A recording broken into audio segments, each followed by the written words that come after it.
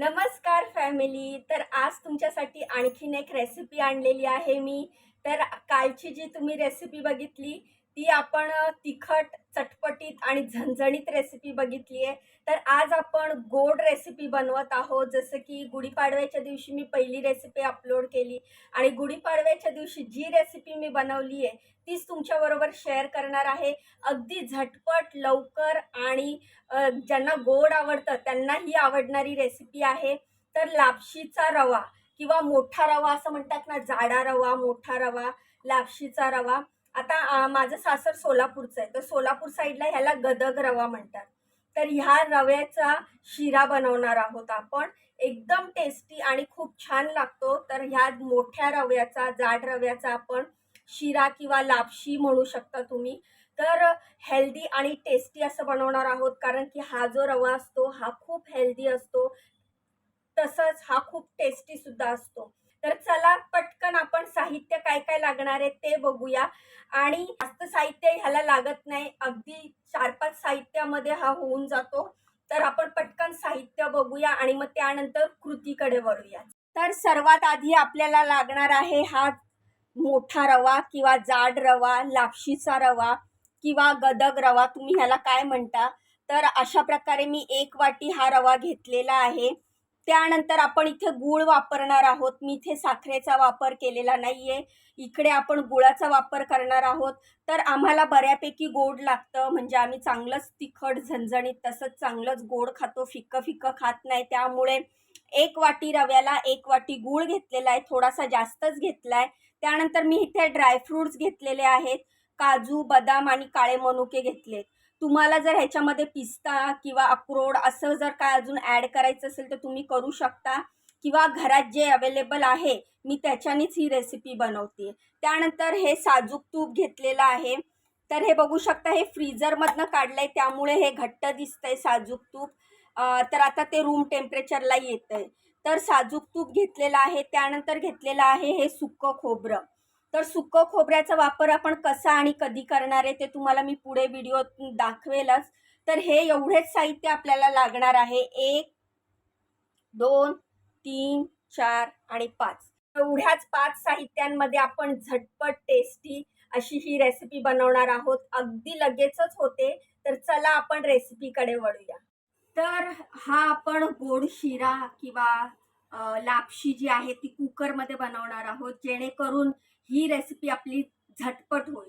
तर बघा, मी कुकर घेतलाय, गॅसवर ठेवलाय, गॅस चालू केलेला आहे. आता हा कुकर गरम होतोय. ठीक आहे. तुमच्याकडे जर कुकरमध्ये जर तुम्हाला नसेल करायची तर तुम्ही भांड्यात किंवा कढईत करू शकता, पण मला जरा घाई आहे म्हणून मी कुकरमध्ये करते. कुकरमध्ये अगदी 2 शिट्ट्यांमध्येही होते आणि लगेचच होते. तर तुम्हाला मी पटकन दाखवते की आपण काय करायचंय. तर बघा, कुकर गरम झाल्याच्या नंतर यामध्ये मी तूप ऍड करते. तूप चांगलं वितळल्यानंतर आपण ह्यामध्ये हा गदग रवा टाकणार आहोत, म्हणजेच जाडा रवा. प्रत्येक ठिकाणी गोष्टींची नावं वेगवेगळी असतात. कुठे जाडा रवा, कुठे मोठ्या रवा म्हणतात. आता आमच्या साईडला हा गदग रवा म्हणतात. बारीक गॅस करणार आहे आता आपण. बारीक गॅसवर आपल्याला हे हलकंसं परतून घ्यायचंय. तर अशा बारीक गॅसवर आहे ना, जास्तीत जास्त 2 ते 3 मिनिटं आपल्याला हे परतून घ्यायचंय. आणि आहे ना, तुपात गेल्याच्या नंतर लगेचच आपल्याला ह्या रव्याचा रंग बदलताना दिसतो. आपल्याला जास्त जाळायचं नाही, ह्याला थोडासा असा परतायचा आहे. मी तुम्हाला कॅमेरा नंतर कुकरकडे नेणार आहे आणि तुम्हाला दाखवणार आहे. तोपर्यंत मी जरा ह्याला व्यवस्थित परतून घेते. आणि हा भाजतानाच एवढा छान सुगंध येतो ना, कारण आपण हा साजूक तुपात भाजतो. साजूक तूप आणि रवा जेव्हा ह्या पद्धतीने एकत्र येतो ना, तेव्हा सुगंध पूर्ण घरभर पसरतो आणि खूप छान चव पण येते. तर हा आपल्याला अशा प्रकारे भाजायचा आहे. बघू शकता तुम्ही, ह्याचा रंग बदललेला आहे.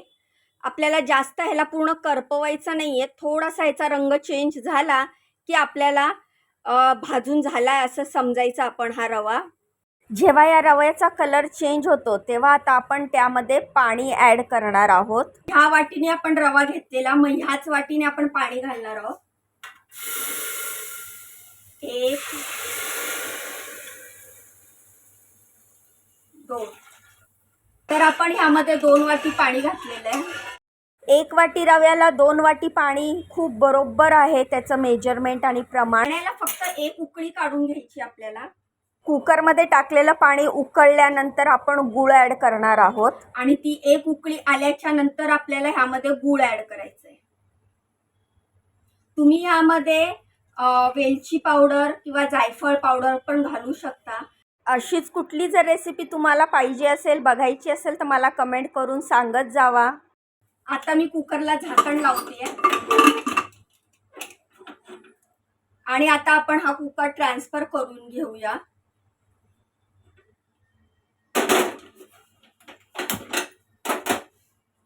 या गॅसवर, कारण आपल्याला इकडे आहे ना आपले जे सुकामेवा आहे त्याला परतायचे.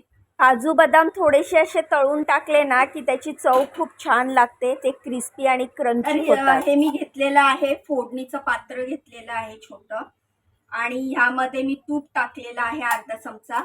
आणि सर्वात आधी आहे ना आपल्याला हे काळे मनुके फ्राय करून घ्यायचे. ते जेव्हा फुटतात ना तेव्हा छान लागतात.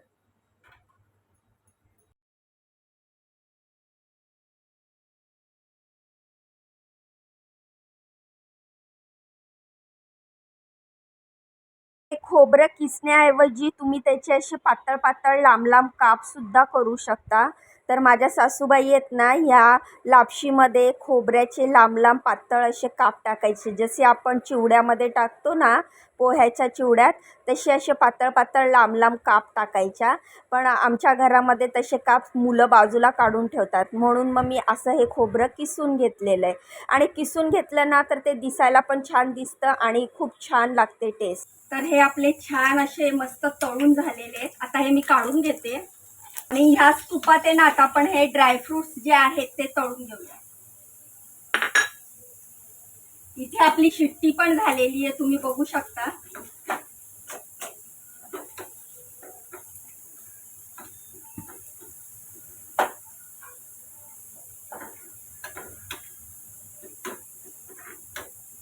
हे पण आपलं तळून झालंय छानपैकी. असं कच्चं नाही लागलं पाहिजे. हे असं तळायचं की कच्चं नाही लागलं पाहिजे. खाताना असं क्रंची लागले ना, जेव्हा लागतात ना, जेव्हा हा काजू बदाम वगैरे, तेव्हा छान छान वाटतं खायला. तर हे जे उरलेलं तूप आहे आपण ह्याच्यातच ठेवणार आहे आणि थोडंसं गार होऊ देणार आहे. जर का आपण या गरम गरम तुपामध्ये हे किसलेलं खोबरं टाकलं तर आपलं खोबरं काळं होऊन जाणार. म्हणून थोडंसं गार होऊ द्यायचं आणि मग त्यानंतर आपण हे जे खोबरं किसलेलं आहे ते आपण ह्यामध्ये तुपामध्ये टाकणार आहे आणि मग त्यानंतर आपण ह्या तुपामधलं हे खोबरं सुद्धा आपण ह्याच्यामध्ये ऍड करणार आहे. हे काय नाही, झटपट टेस्टी आणि इझी रेसिपी. तर आज तुम्हाला गोड म्हणजे स्वीट रेसिपी दाखवण्याचं कारण हेच आहे की आज आहे गुढीपाडवा. हा व्हिडिओ तुम्हाला गुढीपाडव्याच्या दुसऱ्या दिवशी दिसेल, पण मी शूट केलेला दिवस गुढीपाडव्याचा आहे. त्यामुळे लेट का होईना माझ्यातर्फे तुम्हाला शुभ गुढीपाडवा, हॅप्पी गुढीपाडवा. नवीन वर्षाच्या खूप खूप शुभेच्छा. येणारं आपलं नववर्ष तुमच्यासाठी आनंदाचं, आरोग्याचं आणि समाधानाचं जावं हीच स्वामींच्या चरणी प्रार्थना. तर चला, आता आपलं हे झालेलं आहे. कुकर थंड झाल्यावर आपण बघूया की आतमध्ये काय पोझिशन आहे. आता हे तूप जे आहे आपलं हे झालंय गार. आता हे गार झालंय तर आता ह्याच्यामध्ये ना आपण हे जे खोबरं आहे जे किसलं होतं ते आता आपण टाकून देऊया. जास्त थंड पण होऊ द्यायचं नाही, जास्त गरम पण नाही. अशा स्टेजला आपल्याला हे खोबरं ऍड करायचंय. तर तुम्ही बघू शकता आपलं सगळं तूप जे उरलं होतं ते खोबऱ्याने ॲब्झॉर्ब केलंय. आता आपण हे कुकर उघडूया आणि बघूया कुकर मधली आपली लापशी कशी रेडी झाली. बघा, परफेक्ट पाणी, परफेक्ट मेजरमेंट आणि परफेक्ट अशी आपली लापशी रेडी झाली आहे.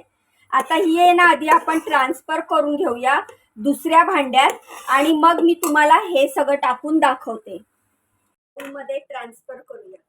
कुकर उघडल्या उघडल्या पूर्ण घरभर एवढा सुंदर असा सुगंध दरवळत होता ना, कारण गूळ आणि लापशीचं जे आहे ना खूपच छान चव पण लागते आणि सुगंध पण येतो. आणि ह्यामध्ये जर तुम्ही वेलची पावडर आणि जायफळ पावडर टाकली तर त्याची टेस्ट आणि सुगंध दुप्पट होतो.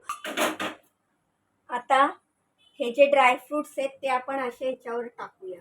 एखादी डिश बनवायची आणि ती अशी मनापासून सजवायची की खूप छान वाटतं, आणि ती जेव्हा एखादी समोरची व्यक्ती खातो आणि त्याची तारीफ करतो, कौतुक करतो, तेव्हा अजून समाधान वाटतं. हे समाधान खाण्यापेक्षा स्वतःला जास्त तृप्त करतं. त्यानंतर हे जे काळे मनुके आहेत हे पण टाकूया. तर एवढ्या मनापासून ही डिश मी बनवलेली आहे आणि खूप कष्टाने व्हिडिओ शूट करून, एडिट करून, थंबनेल बनवून तुमच्यापर्यंत पोहोचवली आहे. तर एक लाईक आणि एक सबस्क्राईब नक्की करा, मला सपोर्ट करा.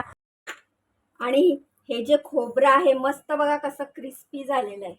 बघा किती क्रिस्पी झालंय. आता आपण हे पण असं मस्त टाकूया. आहे का नाही, दिसायला जेवढी सुंदर दिसते तेवढीच टेस्टी आणि सोपी रेसिपी. जर तुम्हाला काही सुचत नसेल, सणवार आला आणि काय बनवावं हे सुचत नसेल, तर ही रेसिपी तुम्ही नक्की ट्राय करू शकता. आता गुढीपाडवा आहे, मोठा सण आहे आपला, वर्षाचा पहिला दिवस, पण आम्हाला काय गोडधोड करायचं नाही आहे. पुरणपोळ्या असतात दरवर्षी आमच्याकडे, पण मला बनवायच्या नाही आहेत कारण सासूबाई जाऊन अजून 1 वर्ष झालेलं नाही आहे. म्हणूनच देवासाठी नैवेद्य दाखवण्यासाठी मी हा प्रसाद बनवलेला आहे.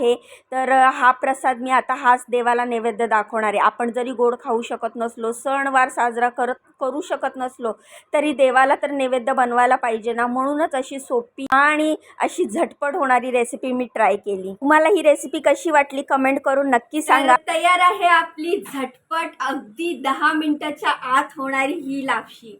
तर ही लापशी तुम्ही कधी पण ट्राय करून बघा. सणवार असो नसो नक्की ट्राय करा. तुम्ही पण म्हणाल खूपच टेस्टी आणि खूपच इझी रेसिपी आहे रीमा ही. तर बघू शकता तुम्ही आपली लापशी रेडी आहे.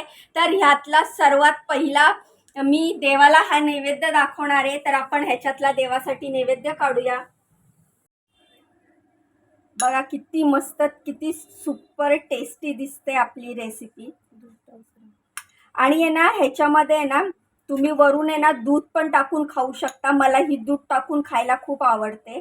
तर आधी आपण देवाजवळ ह्याचा नैवेद्य दाखवूया आणि मग त्यानंतर आपण हे टेस्टी बाप्पा मोरया, श्री स्वामी समर्थ, बालाजी भगवंताय नमः अशा प्रकारे मी देवाला नैवेद्य दाखवला, देवाच्या पाया पडल्या आणि देवाकडे आशीर्वाद मागितले की हे नवीन वर्ष माझ्यासोबतच माझ्या सर्व फॅमिलीला सुख समृद्धीचे जाऊ दे. एवढी मस्त गोड गोड रेसिपी आजच्या सणाच्या दिवशी मी बनवली आहे. तर ही गोड रेसिपी सर्वात आधी माझ्या या गोड गोड मुलीला खाऊ घालते, मग ती सांगेल की रेसिपी कशी झाली आहे. तर ऐकूया तिच्याच तोंडून.